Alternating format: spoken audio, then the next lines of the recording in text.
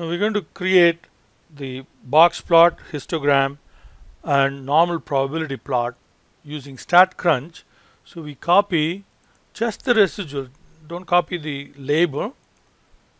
So Control C, copy that, and let's go to MyStatLab, StatCrunch. Okay, here since we are copy pasting the data, it's not going to be one of the data sets in our textbook. So click StatCrunch website, and here there are several ways in which we can import data, and we want to type or paste data into a blank table. So select that, and now Control V, and that pastes the residuals. Let's go and name the first column as residuals. Okay, so now we can do a histogram of residuals. Okay, that's one plot that we need. Then we can do a box plot of residuals.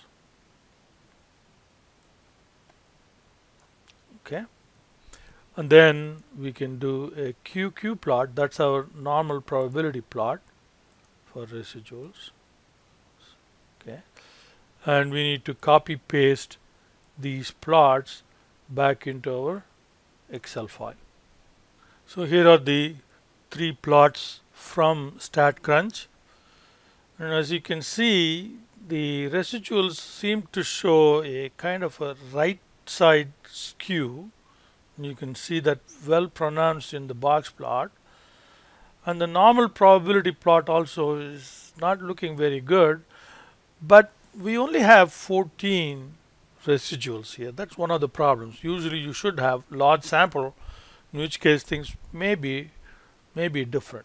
Okay, in any case, so these are the plots that we need, and now let's look at each individual assumption and then see whether we can consider the assumption to be validated or is it reasonable, and so on.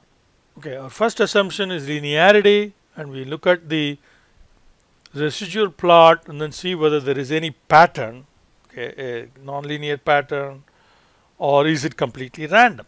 Okay, as you can see, there is no pattern to the residuals, so linearity assumption we can consider it to be validated. Next assumption is independence. Okay, independence again is whether the residuals are completely random. Okay, that would validate not only linearity assumption, it will validate our independence assumption as well. So the plot of residuals is random, and the plot of residuals are in the observation order is also random. So independence can be considered as validated. The normal distribution is questionable, as I discussed already.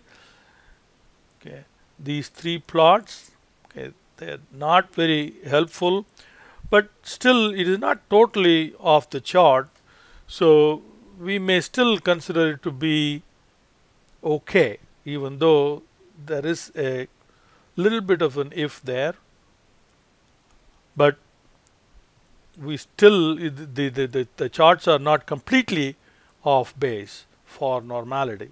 So let's assume that even though there is a slight skew, even though the points are not exactly on the straight line but close enough, so we can conclude that the normal assumption is not unreasonable.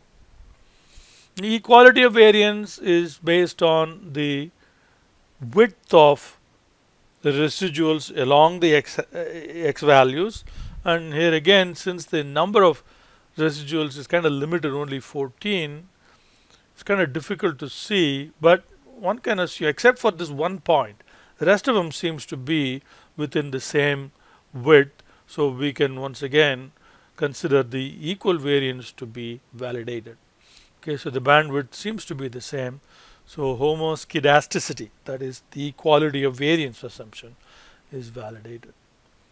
So one more validation that we have to do is autocorrelation among the residuals. If the residuals are autocorrelated, then we cannot say they are independent. So this goes to the independence. So if there is, as you go through the residuals in observation order, if there is an autocorrelation, then the residuals are not independent. So we have to test that, and for that we have what is called Durbin-Watson test. So that we'll look at that next.